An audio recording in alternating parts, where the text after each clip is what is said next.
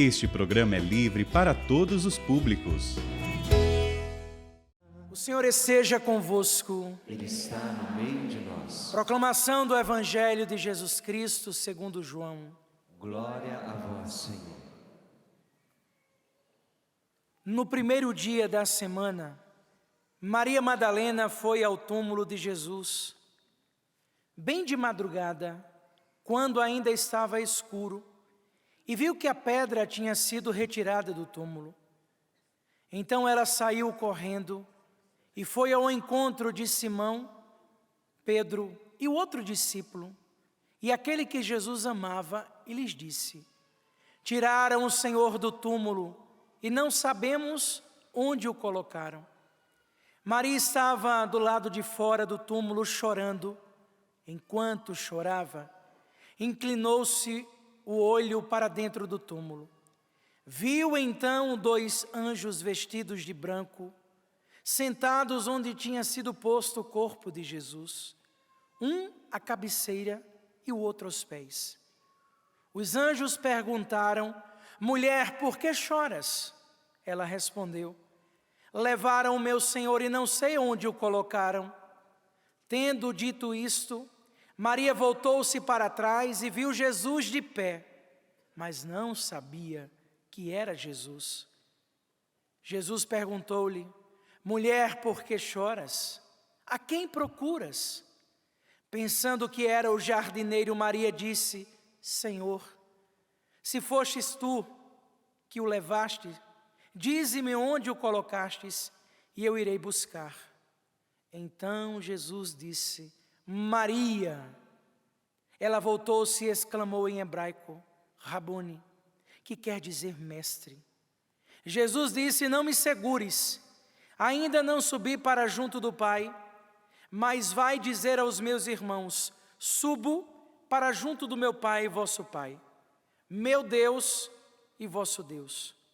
Então Maria Madalena foi anunciar aos discípulos: eu vi o Senhor, e contou o que lhes tinha dito. Palavra da salvação. Glória a vós, Senhor. Podemos aplaudir a palavra de Deus.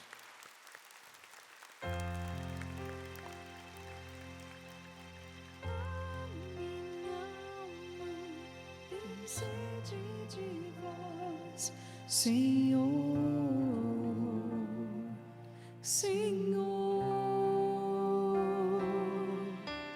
A minha alma tem sede de vós, Senhor, Senhor. Seja louvado nosso Senhor Jesus Cristo e sua Mãe Maria Santíssima. Para sempre seja louvado. Caríssimo Padre Bruno, em sua pessoa quero saudar aos demais sacerdotes que concelebram esta divina liturgia. Quero agradecer o honroso convite. É um privilégio, é uma hora da graça estar aqui, porque essa obra, que é a Canção Nova, o Brasil, a Igreja no Brasil tem muito a reconhecer e a agradecer a Monsenhor Jonas Abib. E por isso nós louvamos a Deus por esta obra e por estarmos aqui nesta noite. Nós que saímos correndo de casa, qual Maria Madalena, que nós celebramos hoje na liturgia da Igreja, aquela que primeiro, até mesmo aos discípulos, anunciou: eu vi o Senhor, Ele está vivo. Ela responde a exatamente essa profunda questão humana que nós cantamos no Salmo de Resposta e cantamos tão bonito agora: a minha alma tem sede de Deus, não de um Deus morto, não de um Deus de ideias, mas de um Deus vivo. É isso que faz toda a diferença. Nosso Deus é um Deus vivo, presente em nossa vida, fazendo parte da nossa existência, de nossa caminhada, mas nos apontando para Ele mesmo, na eternidade. E é por isso que nós estamos aqui, porque a nossa alma tem essa sede. E essa sede que nossa alma possui, mais íntima de todo ser humano, somente a igreja tem a resposta: Deus, e Deus vivo. A igreja não tem resposta política, porque ela não se confunde com partidos políticos. A igreja não possui uma resposta sociológica, porque ela não é uma organização qualquer. Ela tem uma personalidade espiritual. Sabemos o que é uma pessoa física, uma pessoa jurídica, e a igreja, embora tenha CNPJ, é uma pessoa espiritual, porque é o corpo místico de Cristo. É ela que nos prolonga a presença do Deus vivo na nossa vida e na vida deste mundo. Não tenhamos pressa de dizer imediatamente que Maria Madalena é apóstola da ressurreição, porque é a primeira a comunicar aos discípulos que ela viu, que ela experimentou, que ela testemunhou. Antes disso, está o fato de que o próprio Cristo, somando-se à pergunta daqueles anjos, lhe fez: por que choras? Quantas lágrimas nós derramamos, por tantos motivos, até de amor, de saudade. São lágrimas doídas, mas lágrimas também sofridas, de dores, de ofensas, de amarguras. Repito, somente Deus é a resposta para essa lágrima escondida, que muitas vezes é derramada no fundo, no mais íntimo dos nossos corações. Só Deus tem a resposta, o consolo. E por isso Ele continua vivo, presente ao nosso lado nesses momentos em que algumas pessoas dizem: as minhas lágrimas se misturaram com a água que jorrava da chuva, do chuveiro ou da pia. Somente Ele está ali do nosso lado, não apenas para nos perguntar por que choramos, mas para dar a resposta a cada uma das lágrimas derramadas, mesmo que seja no travesseiro, quando ninguém, absolutamente ninguém, as vê. O saudoso e querido Santo João Paulo II escreveu uma carta intitulada A Dignidade das Mulheres, em que ele faz essa referência a Maria Madalena. Também nos últimos dias, o Papa Francisco fez um gesto fabuloso ao nomear algumas mulheres. De todo modo, ou na carta, reconhecendo a dignidade da mulher, ou nomeando as mulheres que têm dignidade para algum cargo, a gente vê que o próprio Cristo olhou para uma mulher, não somente perguntou-lhe sobre as suas lágrimas, mas a esta mulher lhe deu uma missão: ide, vá, diga aos meus discípulos, diga aos meus irmãos que eu estou vivo, porque quem ama vai em busca do seu amado. Por isso ouvíamos na primeira leitura: Ele é o amor da minha vida. Amor não morre. Morremos nós, mas o amor jamais. E é desta maneira que Maria Madalena, em busca do seu amor, não apenas verdadeiro, mas do amor eterno. E a gente vê muito isso em lápides de cemitérios, saudades eternas. Mas aquela pessoa que escreveu isso também se foi. E aonde está a eternidade daquela saudade? Lá, no reino de Deus. Na eternidade é onde tudo se eterniza no amor de Deus. E é o amor que exatamente vai nos justificando. Guardem bem essa palavra, tão utilizada por São Paulo na carta aos Romanos.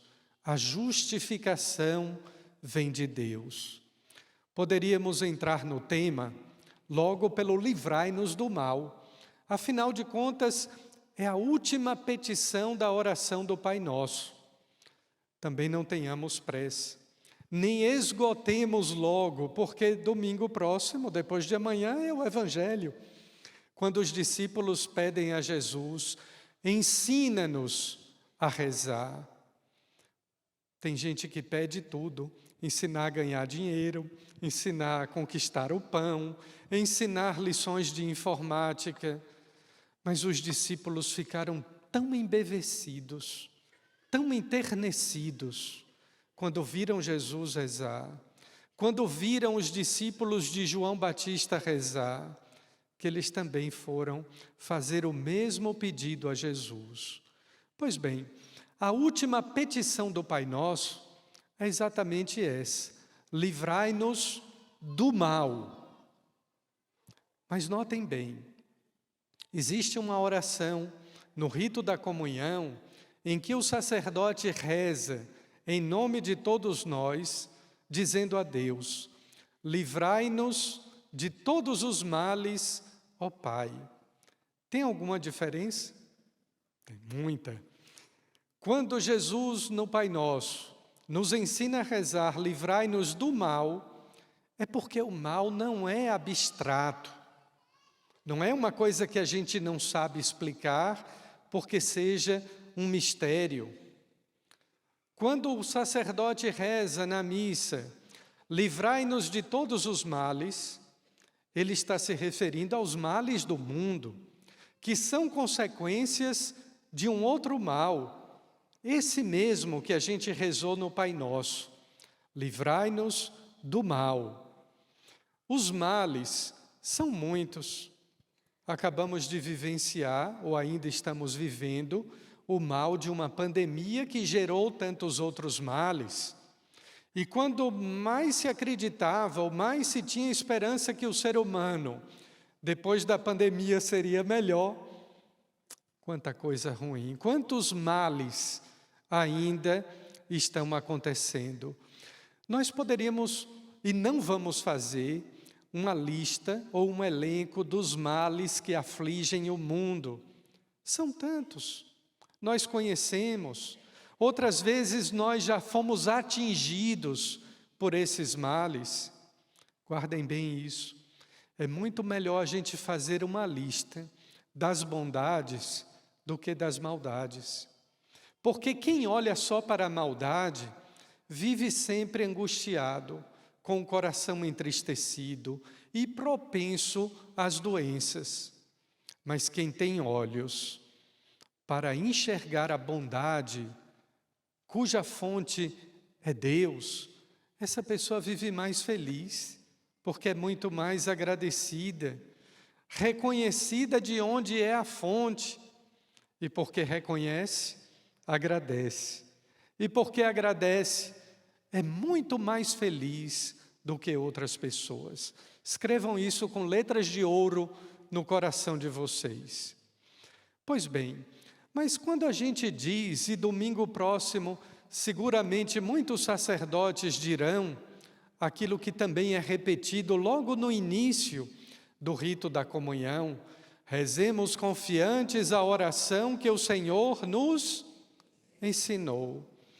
Mas Jesus, no Evangelho de João, no capítulo 17, Jesus também reza uma outra oração, chamada de oração sacerdotal. Ou seja, Jesus não apenas rezou uma vez, rezou muitas vezes. Aliás, a vida de Jesus era uma oração, um contínuo conversar com o Pai. Mas ele reza e ensina o Pai Nosso, e reza diante dos discípulos esta oração que é tão conhecida como a oração sacerdotal. Capítulo 17, versículo 15, ele pede ao Pai que nos guarde, que nos proteja do maligno. Ou seja, no Pai Nosso, a última petição é: livrai-nos do mal. Na oração da Santa Missa, livrai-nos de todos os males, mas no capítulo 17, versículo 15 do Evangelho de João, Jesus pede a Deus que nos proteja e nos guarde do maligno. O maligno é aquele que trouxe o pecado e a morte. O maligno é aquele que nos afastou de Deus. Afastar-se de Deus é o inferno. Sabem por quê? Porque quem está afastado de Deus não sabe o que é o amor. Pode saber o que são as derivações do amor, mas não sabe o que é o amor porque não descobriu a fonte do amor. E a fonte do amor eu vou dizer a vocês daqui a pouco onde está. O maligno é também conhecido como o diabo, cujo nome em grego significa aquele que veio colocar-se no meio, o divisor. E o que é que ele divide? Não divide apenas marido e mulher, pais e filhos, irmãos uns dos outros. O que o diabo veio colocar no meio foi exatamente o pecado, para nos separar do amor de Deus. Por isso São Paulo escreve numa das suas cartas, por isso a gente canta, quem nos separará do amor de Cristo? Nada, absolutamente nada. Mas ele, o maligno, o seu desejo principal é exatamente esse. Ele quer que a gente perca a fonte de todo o bem, a fonte de toda a felicidade, a fonte de todo o amor. E quem perde a fonte, a origem, a identidade, o destino, se perde na vida. Eu dizia alguns dias atrás, lá em Caruaru, na minha diocese, que quem não sabe para onde vai, se perde pelo caminho. Quem não sabe para onde vai, se perde pelo caminho. Nós estamos indo para onde? Não é apenas para a Canção Nova. Eu quero ir para o céu. Eu quero ir para Deus. Eu quero ir para o reino. O bispo que não sabe para onde vai, se perde no caminho da igreja. O padre, o seminarista, o religioso, todos nós cristãos, se não tivermos esta fé absoluta, pura, de grande convicção, é para Deus que eu vou, é para o seu reino que eu caminho, a gente se perde. E quando a gente se perde pelo caminho, não tenham dúvida que o maligno está agindo. Aliás, a própria dúvida, ela pode ser amiga da ciência. E um desses filósofos dizia a respeito da dúvida metódica, mas a dúvida é inimiga da fé. Já pararam para perceber que quando a gente está sofrendo, qual é a primeira coisa que aparece na cabeça da gente? Uma dúvida. Por que Deus me deixou sozinho? Por que Deus me abandonou? Por que Deus me deixou na mão? Mas eu não merecia isso. Ninguém merece, mas nós merecemos a cruz, pois é pela cruz que nós fomos salvos. Se vocês quiserem aprofundar essa meditação, vejam o Catecismo da Igreja Católica, Bíblia na mão e o Catecismo na outra. Porque quem não sabe ler a Sagrada Escritura, muitas vezes lê ao contrário. E a Igreja é guardiã, ela é intérprete autêntica e única da Sagrada Escritura. E é por isso que a gente precisa do Catecismo da Igreja Católica na outra mão. Leiam a partir dos números 2880. Ali está a explicação do Pai Nosso. E tem tudo isso que eu acabei de dizer, porque eu nunca trago nenhuma novidade. Suspeitem de novidades, porque a única coisa nova que temos é Cristo. Por isso que a gente começou cantando, eis que faço novas todas as coisas. Quando o ser humano, quem quer que seja, se arvore no desejo de criar, de trazer coisas novas, ele está ocupando o lugar de Jesus Cristo. É o único homem novo e renovador. Pois bem, agora eu mudo e vou lá no Catecismo da Igreja, no número 1991, que fala exatamente da justificação. Quando nós cedemos à tentação, caímos em tentação, e é interessante que a gente diga isso, a gente reza no Pai Nosso que Deus nos livre do mal, mas a gente não pede a Ele que nos livre da tentação. Já pararam para pensar nisso? É porque nós somos livres. Deus nos criou livres e nós podemos escolher o amor de Deus, a fonte de todo o bem, e podemos escolher também o desamor, o inferno, a falta de Deus, a falta de amor. São Paulo diz, e o Catecismo da Igreja explica muito bem, que nós somos justificados pela paixão e morte de Cristo. Aliás, o Catecismo vai muito mais além e diz que a justiça de Deus, que Deus é justo quando nos envia o seu Filho para morrer na cruz. Ali está a justiça de Deus, porque tudo aquilo que nós perdemos, quando nos perdemos para o pecado, quando nos perdemos para o maligno, e quantas vezes a gente se perde para o maligno, quando ouve aquela voz sussurrando dizendo, você não merece isso, você é digno, você é bom, você é muito melhor, não devia estar sofrendo, não devia estar passando por isso. Muitas vezes é o maligno insuflando o nosso orgulho para que nós queiramos ser melhores do que os outros. Vou dar alguns exemplos a esse respeito.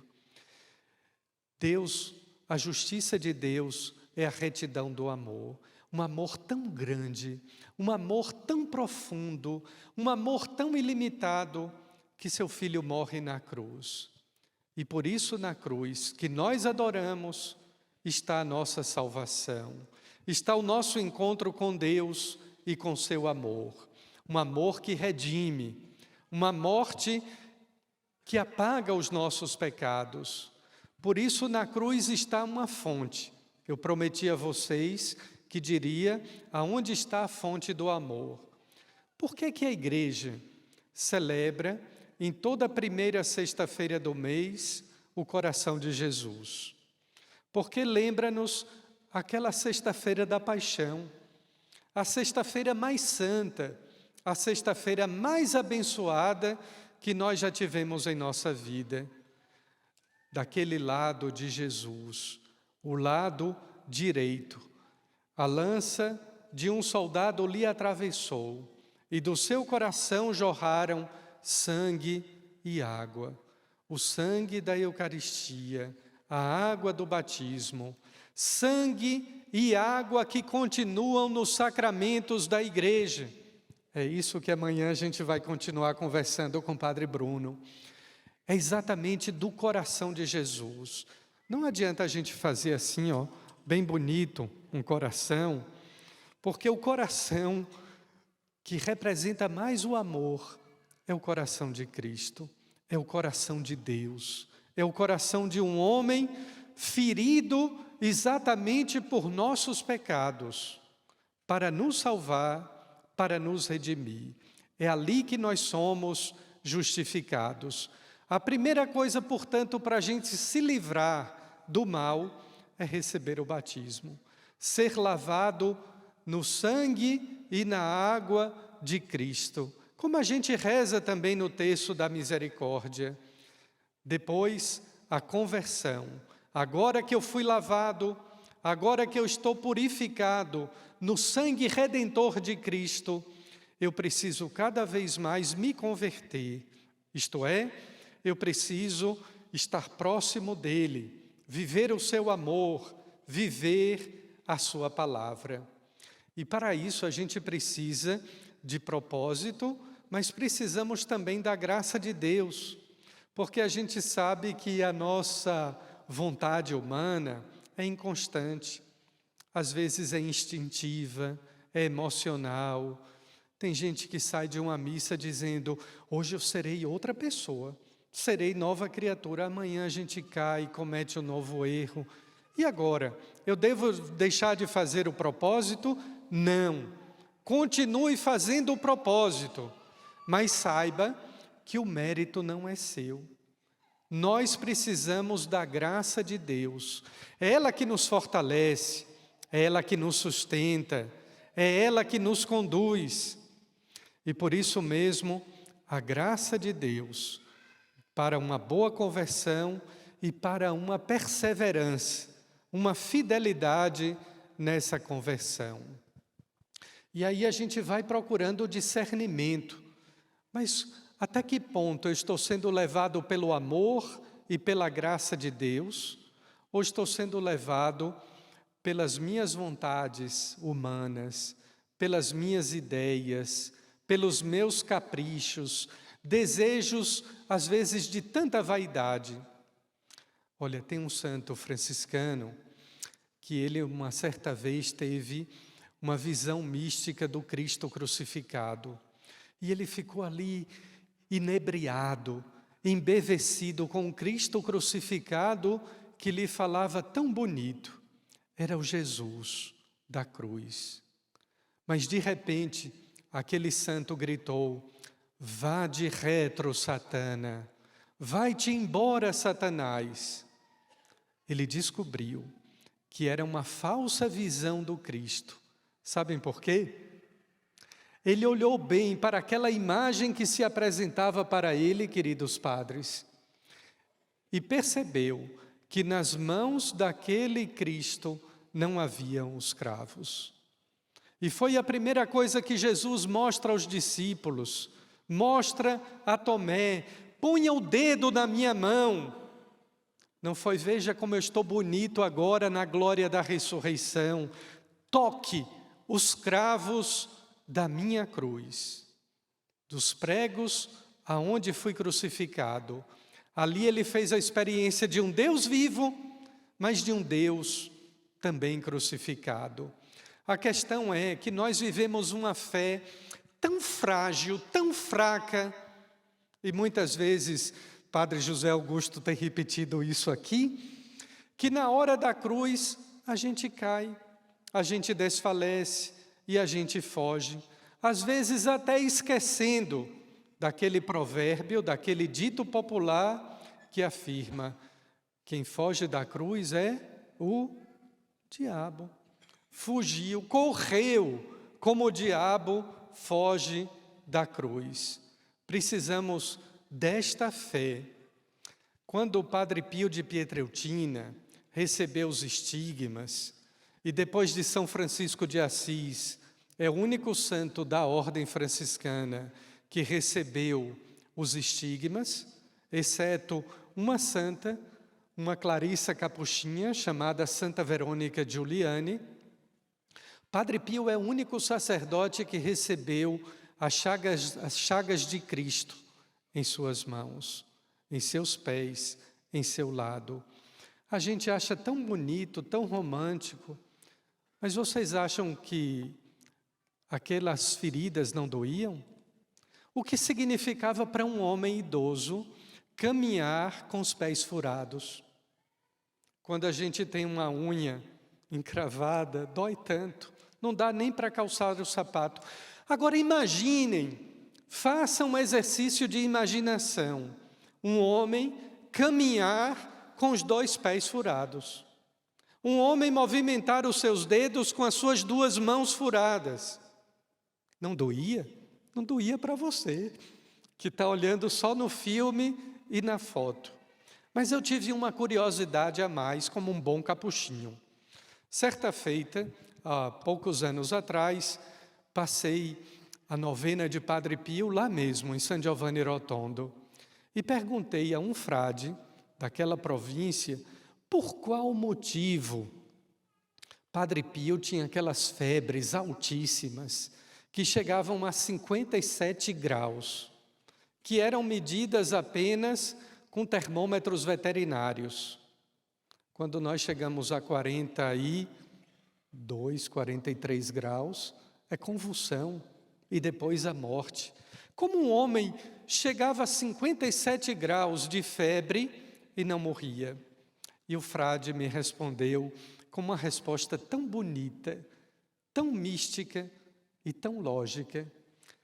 Ele me disse: é muito bonito quando a gente reza o Espírito Santo, abrasai os nossos corações, inflamai os nossos corações com o fogo do vosso amor. Era isso, um homem inflamado do amor de Deus, abrasado pelo amor do Cristo crucificado. Não era apenas, queridos padres e seminaristas, não era apenas um sacerdote que se configurou ao Cristo sacerdote, mas um sacerdote que se configurou ao Cristo crucificado. Termino. É desse modo que a gente tem uma cruz sobre o altar, que a gente tem uma cruz sobre o lugar mais alto da igreja, que a gente começa toda a oração e termina com o sinal da cruz. Ali está a fonte de todo amor.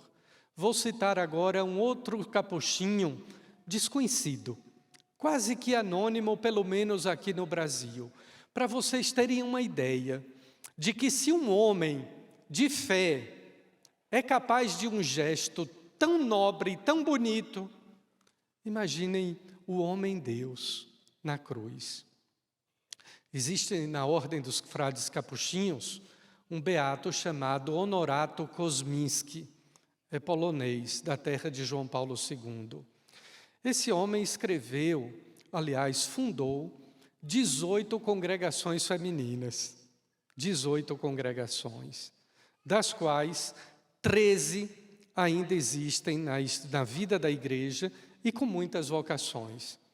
E aí, certa vez, conversando lá na Itália com o provincial daquela província dos capuchinhos da Polônia, eu perguntei, mas como aquele homem teve tanta criatividade de escrever 18 regras, de pensar 18 superioras, conhecer o nome de 18 mestras de noviças? E o frade me respondeu, ele foi capaz de um gesto muito maior. Na última semana de vida, quando o Frei Honorato Kosminski sentiu que estava partindo para Deus, ele resolveu escrever o seu testamento espiritual. Nós vamos no cartório e escrevemos um testamento de vida, dizendo, deixo isso, deixo aquilo. Há um testamento espiritual, onde a gente deixa, não o que nós ganhamos, mas aquilo que de Deus nós recebemos. A gente não tem outra coisa para deixar, a não ser aquilo que Deus nos deu. E como é que o Frei Honorato escreveu o seu testamento espiritual? Ele sentou-se, com todas as forças que lhe restavam, junto a uma escrivania, pegou o tinteiro com a pena, a caneta da época, derramou a tinta fora, jogou fora a tinta do tinteiro, com a pena com a qual ele iria escrever o seu testamento espiritual, ele abriu uma veia, encheu o seu tinteiro de sangue e escreveu o testamento espiritual com sangue. Se esse homem foi capaz disso, Cristo foi capaz de muito mais, porque o seu sangue era sangue divino, era sangue precioso, a tal ponto que Santo Tomás de Aquino diz, uma gota daquele sangue é capaz de lavar todo o mundo. Queridos irmãos, não nos afastemos da cruz. Eis o lenho da cruz, do qual pendeu a salvação do mundo. E a gente canta, vinde, adoremos. Vinde, adoremos. Vinde. Aqui está o amor de Deus. Amém.